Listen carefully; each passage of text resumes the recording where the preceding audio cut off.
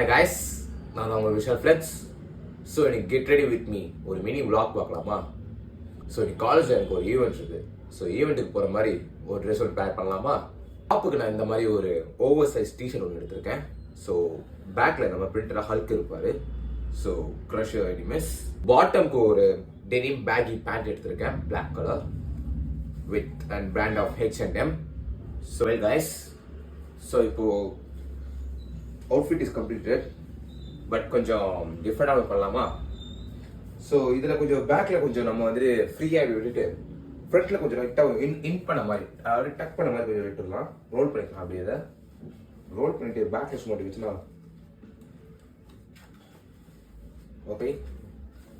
So இப்படி வருவோம். கொஞ்சம் லைட்டாக ஆக்சசரிஸ் ஆட் பண்ணலாமா? ஆக்சசரிஸில் வந்துட்டோம். ஒரு ரிங் எடுத்திருக்கேன். இதில் வந்துட்டு லைட்டாக ஒரு ஈகிள் மாதிரி ஒரு கண்ணு மாதிரி வச்சுருக்காங்க. So it's cool. And sunglasses and smart watch. So பாட்டம்க்கு நான் ஒரு ஒயிட் கலர் ஸ்டிக்கர் எடுத்திருக்கேன். So it gets well into confidence level.